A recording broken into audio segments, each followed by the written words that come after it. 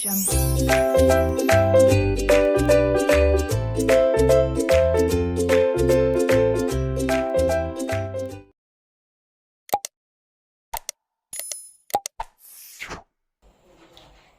hello everyone, and welcome back to my channel named Learning to Learn. So, today I'm very excited because आज से हम start करेंगे NTA UGC NET JRF और set की preparations.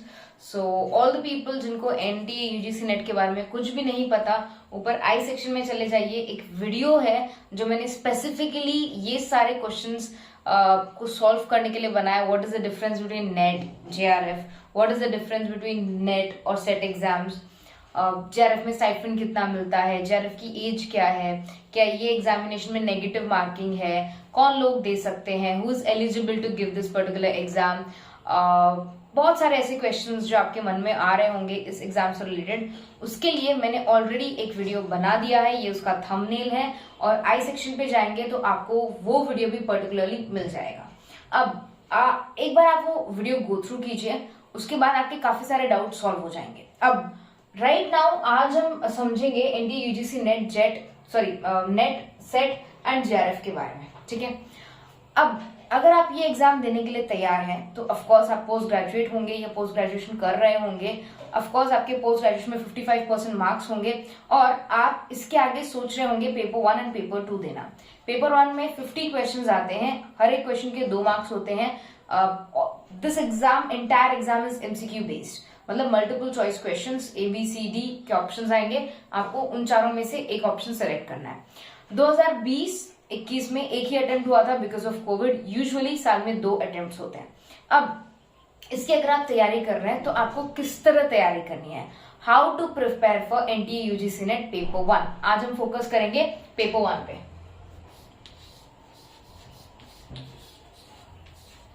अब paper 1 के बारे में अगर आप कुछ नहीं जानते तो प्लीज समझ लीजिए, पेपर 1 इंक्लूड्स 10 यूनिट्स. कितने यूनिट्स है हमारे पास? 10 यूनिट्स. और 10 यूनिट्स में से 6 यूनिट्स थ्योरी है,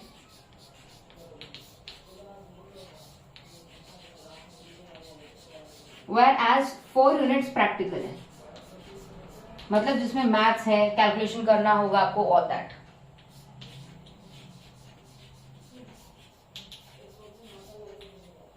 fine.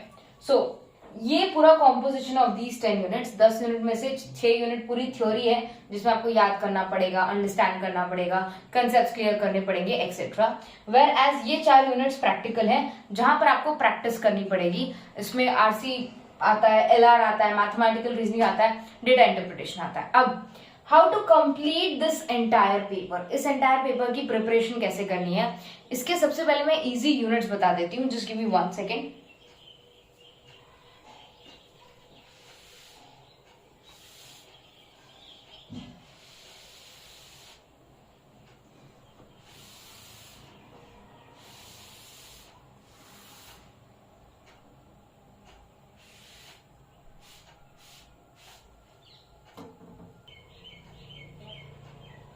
Okay, so the theory units, जिस थ्योरी यूनिट्स के बारे में बात कर रहे थे, थ्योरी यूनिट्स में we have various units which are very very easy. So मैं इजी यूनिट से स्टार्ट करती हूँ. सबसे सिंपल यूनिट आप कर सकते हैं वो है कम्युनिकेशन. कम्युनिकेशन आपका यूनिट नंबर 4 होगा जहां तक मुझे याद है. यस, ये यूनिट नंबर 4 में आता है. तो कम्युनिकेशन सबसे इजी इसलिए है क्योंकि इसका कंटेंट सबसे कम है, सबसे सिंपल क्वेश्चंस इसमें से आते हैं और इसमें आपको बहुत ज्यादा पढ़ने की जरूरत नहीं होती. ठीक है, तो communication becomes one of the easiest topic. उसके बाद आता है हमारा टीचिंग, रिसर्च और ICT. ICT means information communication technology. अब टीचिंग बहुत इजी इसलिए बोल रही हूँ बिकॉज अल्टीमेटली अगर आप नेट क्लियर करते हो, फिर PhD कर रहे हो और PhD कर चुके हो, उसके बाद आपका एक ही ऑब्जेक्टिव रहता है to become a professor, right, assistant professor. तो आपको टीचिंग के बारे में पता होना ही चाहिए. ये आपका एक कोर टॉपिक बन के निकलेगा जो आपको कंप्लीट करना ही पड़ेगा, जिससे आपको पता चलेगा कि भाई क्लास मैनेज कैसे करना है, किस तरह पढ़ाना है, कौन सा सही तरीका होता है, कौन सा गलत तरीका होता है. बहुत सारी चीजें जो शायद आपको टीचिंग के बारे में ना पता हो. दूसरा, रिसर्च। रिसर्च भी एक इंपॉर्टेंट टॉपिक आपके लिए इसलिए है क्योंकि आप पीएचडी करने वाले हैं, रिसर्च पेपर्स पब्लिश करने वाले हैं, तो आपको यहां से बेसिक नॉलेज मिलेगी कि रिसर्च क्या होता है। अब जब आप एप्लीकेशन देंगे फॉर पीएचडी, आगे जाके रिसर्च प्रपोजल्स देंगे, तो आपको पता होना चाहिए कि रिसर्च के बहुत सारे टाइप्स होते हैं, आप कौन सा टाइप चूज करने वाले हैं। रिसर्च में बहुत सारे सैम्पलिंग टेक्निक्स होती हैं, आपका सैम्पलिंग टेक्निक कौन सा होगा और क्यों स्पेसिफिकली आप उस टेक्निक पे जा रहे हैं। रिसर्च मेथोडोलॉजी होगी बहुत सारी, तो कौन सी मेथोडोलॉजी आप चूज कर रहे हैं और क्यों, उसका लॉजिकल एक्सप्लेनेशन देने के लिए आपको सब्जेक्ट की गहराई या डेप्थ चाहिए। तो इसीलिए रिसर्च आपके लिए एक और इम्पोर्टेंट सब्जेक्ट बन के निकलता है। सो फर्स्ट, कम्युनिकेशन बहुत इजी हो जाता है, टीचिंग आपके लिए इंपॉर्टेंट है, रिसर्च आपके लिए इंपॉर्टेंट है, ये तीनों आपके लिए कोर सब्जेक्ट्स बन जाएंगे। ये तीनों आपको पूरे 100% करके जाने हैं, इसमें से आपको बिल्कुल कुछ भी मिस नहीं करना। ये सिर्फ आपके नेट के एग्जाम के लिए नहीं, नेट के एग्जाम के बाद भी काफी टाइम तक ये आपकी बहुत मदद करेंगे। दूसरा, आईसीटी, क्योंकि कोविड के बाद everything is going online and of course artificial intelligence as well as online tools, techniques,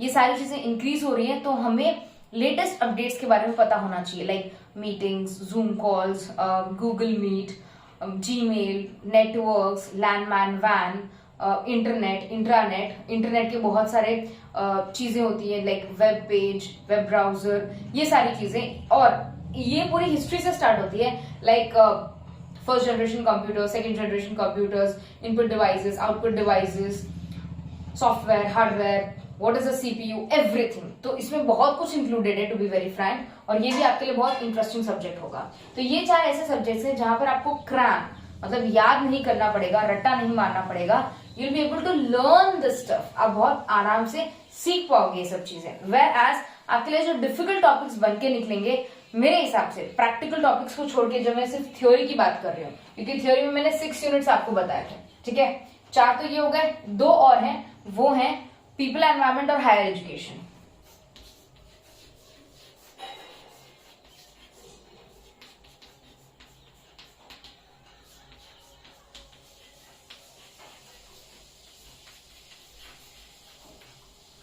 ये 2 यूनिट्स आपके लिए थोड़े डिफिकल्ट इसलिए हो जाएंगे क्योंकि 10th के बाद शायद आपने साइंस कभी पढ़ा ही नहीं होगा या एनवायरमेंटल साइंस नहीं पढ़ा होगा, if you are from commerce, economics और एनी अदर बैकग्राउंड, ठीक है।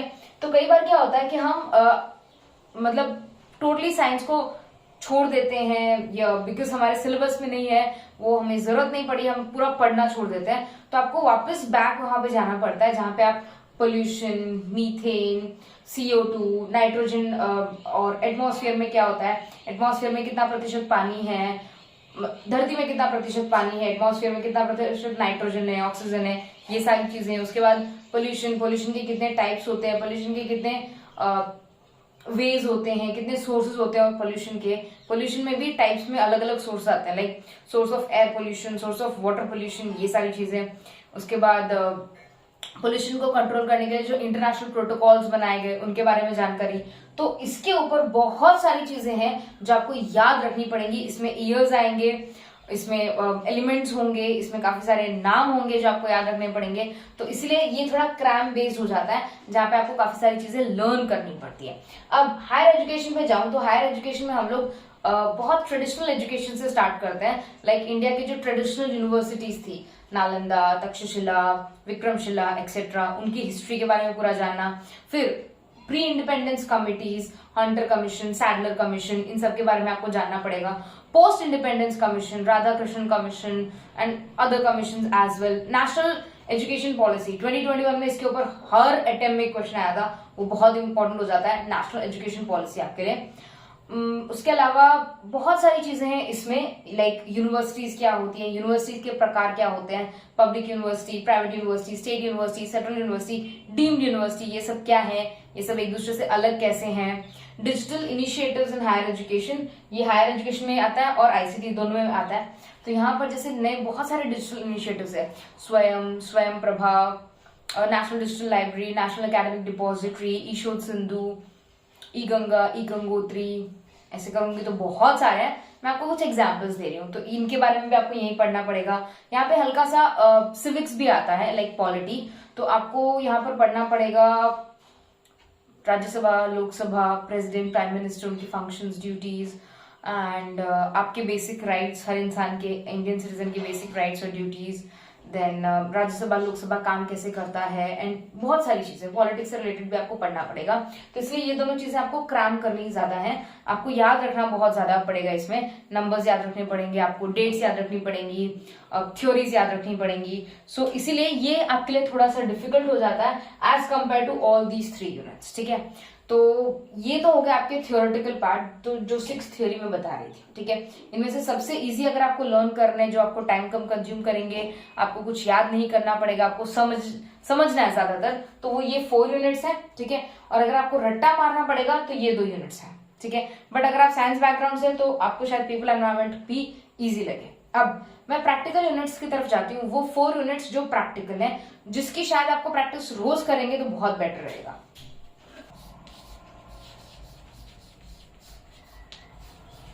प्रैक्टिकल में आपके टोटल 4 यूनिट्स बनते हैं। वो 4 यूनिट्स है, सबसे पहले RC, that is reading comprehension, next is DI, data interpretation, LR logical reasoning, MR mathematical reasoning. Okay, so RC, DI, LR, MR. अब ये चारों यूनिट्स आपके लिए बहुत ही ज्यादा इंपॉर्टेंट हो जाते हैं। क्यों? क्योंकि अगर आप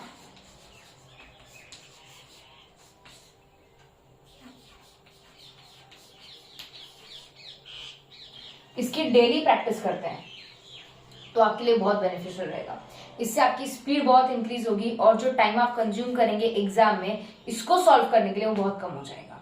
सो if you are interested, I would recommend you Unacademy. अगर आप अनअकैडमी पे नहीं है तो इन सब के क्वेश्चंस यूजुअली बहुत सारे educators like I think Shiva sir, वो स्पेशली इंग्लिश में पढ़ाते हैं, वो हर रोज शायद एक एलआर लेते हैं। इस तरह से बहुत सारे एजुकेटर्स हैं। मैं पहले आरसी हर रोज एक लेती थी। सो इस तरह से what you can do is you can join Unacademy, और स्पेशल क्लास आप फ्री ऑफ कॉस्ट अटेंड कर सकते हैं। उसके लिए आपको कुछ भी पे करने की जरूरत नहीं है। आप 1 घंटे का सेशन अटेंड कर सकते हैं। काफी सारे एजुकेटर्स हैं जो हर रोज एक सेशन लेते हैं इन चारों टॉपिक में से एक टॉपिक में पक्का। आपको बस सर्च करना होगा और आपको इन्फॉर्मेशन आराम से मिल जाएगी। तो एवरीडे आपका एक रूटीन बना लीजिए कि हर रोज मुझे इन चारों में से एक एक क्वेश्चन सॉल्व करने हैं। एक आरसी करना है, एक डीआई करना है, 5 क्वेश्चन एलआर के, 5 क्वेश्चन एमआर के। जितना आप ज्यादा प्रैक्टिस करेंगे उतना आपका स्पीड इंक्रीज होगा और एक्यूरेसी भी इंक्रीज होगा। इसका मतलब जहां पे नॉर्मली आपके क्वेश्चन शायद 3 सही जाते होंगे, फिर 5 में से 5 सही जाएंगे। वो लाने के लिए आपको डेली प्रैक्टिस की जरूरत है। Daily practice is the key element here. Consistency आपको मेंटेन रखनी पड़ेगी, उससे आपको बहुत लॉन्ग टर्म में फायदा मिलेगा। अब सब में सपोज आरसी और डीआई में पक्का 5 क्वेश्चन का सेट आता है हमेशा, 5 क्वेश्चन आरसी के, 5 क्वेश्चन डीआई के। बट एलआर का और एमआर का गारंटी नहीं कह सकते कि 5 ही आएंगे, 2 क्वेश्चन आ सकते हैं, 3 क्वेश्चन आ सकते हैं, 5 भी आ सकते हैं। बट अगर हम ये अज्यूम करके चलते हैं कि 5 क्वेश्चन सब में से आ रहे हैं तो आपके 20 क्वेश्चन आराम से सही जाएंगे। इसके लिए आपको एक्स्ट्रा कुछ भी नहीं करना पड़ेगा। आपके रूटीन में हर रोज आपको 1 आवर निकालना पड़ेगा to do all the 20 questions daily. हर रोज 5 क्वेश्चंस आरसी के आप सॉल्व कीजिए, 5 क्वेश्चंस डीआई के, 5 क्वेश्चंस एलआर के, 5 क्वेश्चंस एमआर के। It will become very easy for you. आप आराम से यू कैन से क्लियर कर पाएंगे ये पर्टिकुलर एग्जाम। 20 मार्क्स बहुत इंपॉर्टेंट होते हैं। 20 मार्क्स अगर आपके आउट ऑफ सही जाते हैं, इसमें से 20 क्वेश्चन मतलब 40 मार्क्स। 20 क्वेश्चंस अगर आपके सही जाते हैं, it is a very big thing. आपको बहुत अच्छा स्कोर मिल जाता है और शायद इसी से आपका जेआरएफ भी हो जाए। सो ये मेरा एक इंट्रोडक्शन वीडियो था कि एग्जैक्टली अगर आपको नेट की प्रिपरेशन करनी है पेपर 1 से रिलेटेड, तो आपका क्या क्राइटेरिया होना चाहिए, क्या आपका स्ट्रैटेजी होनी चाहिए, आपको किस तरह से प्रिपरेशन करना चाहिए और किन बातों का ध्यान रखना चाहिए। ठीक है, so that's it for today. इसके अलावा अनअकैडमी पे there are various batch courses coming up. Batch courses की इमेजेस मैं यहाँ डाल देती हूँ, डिटेल्स भी हैं, उनके लिंक्स मैं डिस्क्रिप्शन बॉक्स में डाल दूंगी। बहुत सारे क्लासेस होते हैं, स्पेशली मेरे क्लासेस हर रोज होते हैं, प्लस क्लासेस भी होते हैं, स्पेशल क्लासेस। प्लस क्लासेस के लिए आप पे कर सकते हैं। प्लस क्लासेस का फायदा होता है कि ये स्केड्यूल्ड क्लासेस होती हैं। स्केड्यूल्ड मतलब ऑलरेडी हम पूरे 3 महीने 4 महीने का स्केड्यूल लेके चलते हैं, बच्चों के लिए सब कुछ प्लान करते हैं हम और फिर क्लासेस लेकर आते हैं। सो ये बाकायदा बहुत ही डेडिकेटेड क्लासेस होती हैं। उसके लिए आप प्लस पे आ सकते हैं for 3 months, 6 months, 12 months, your choice. And you can get 10% of on your entire subscription अगर आप मेरा रेफरल कोड यूज करते हैं तो। सो ये प्लस क्लासेस के बैचेस हैं जो आप देख पा रहे हैं, और प्लस क्लासेस का पेमेंट भी मैंने आपको दिखा दिया है, तो आप पेमेंट कर सकते हैं, Aditi live referral code use कर सकते हैं, 10% डिस्काउंट ले सकते हैं। सेकेंड थिंग, अगर आप सिर्फ स्पेशल क्लासेस अटेंड करना चाहते हैं, that is also a choice. Special classes are free of cost classes, इसके लिए आपको कुछ भी पे नहीं करना, सिर्फ आपको अनअकैडमी ऐप डाउनलोड करना है और सर्च उसमें आपका लॉगिन आईडी और पासवर्ड डालना है, या लॉगिन आईडी और ओटीपी डालना है, वॉट एवर इट इज। उसके बाद आप उसमें सर्च कर सकते हैं अदिति विनोद आर्या मेरा नाम, और आपको मेरा प्रोफाइल मिल जाएगा। अब प्रोफाइल में जाके मेरे स्पेशल क्लासेस का लिस्ट आपको मिल सकता है, लिस्ट से आप हर रोज स्पेशल क्लासेस देख सकते हैं। So make sure you join Unacademy for more details, और अगर कोई भी दिक्कत हो तो प्लीज मुझसे पूछेगा, कमेंट सेक्शन में कमेंट कीजिएगा। Take good care of yourself, study hard, bye everyone.